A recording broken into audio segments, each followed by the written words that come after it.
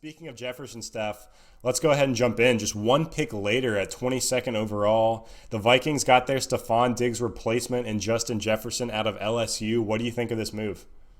I love it. The one thing that is a little bit concerning to me, though, is just the skill set doesn't really fit that Stefon Diggs mold.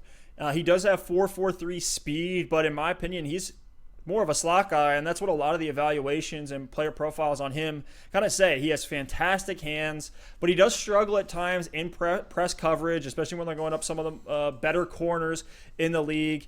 When I look at this offense and the Vikings passing game, it's like inevitably the Vikings are going to need him. If Thielen goes down, he's the guy. I don't see Tajay Sharp posing a big threat to Justin Jefferson, in my opinion. And he could quietly get the most targets and receptions out of all these first-round wide receivers. So I love him in a PPR. I put him right there. Like, if we're just taking shots, all these guys really were taking shots later in redraft. Yeah, I put him up there with Ruggs and Rager. I probably have him at 3 if we're just looking at upside there. His ceiling is not going to be capped like CeeDee Lamb or Judy, where there's a lot of other options, or a learning new quarterback there like Drew Lock. But his ceiling is capped with how little Minnesota passes the ball. But with that said, I still think Jefferson could actually finish the highest out of all these first-round wide receivers, and he may be number 1 in my rankings as we get closer to August. Wow.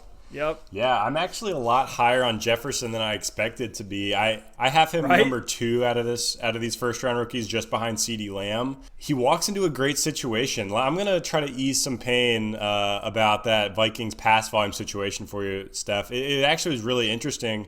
So the Vikings threw the ball only 466 times this past season, which was 30th in the entire NFL.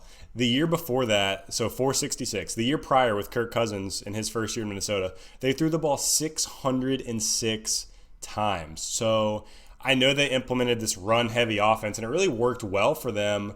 But I certainly don't think that they're going to continue to pass the ball less than 500 times. So another thing that just kind of adds to this narrative, I kind of foreshadowed it earlier in the show.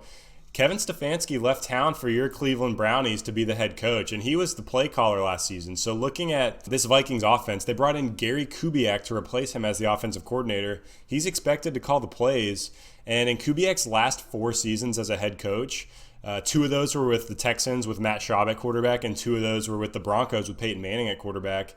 And over those last 4 seasons as a head coach, his teams averaged 590 pass attempts per season. So Nice. Just looking at what the Vikings did as recent as 2 years ago, and looking at what Kubiak's done in the past as a head coach, I really think the pass volume is going to go up. No, I'm not saying they're going to throw the ball 600 times, but 466 times last season is brutally low. I think ballpark for them is more like 525 to 550 pass attempts.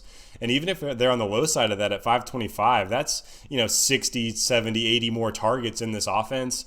And, add in the fact that Stefon Diggs is gone and Jefferson is going to slide into a nice wide receiver 2 role alongside Adam Thielen.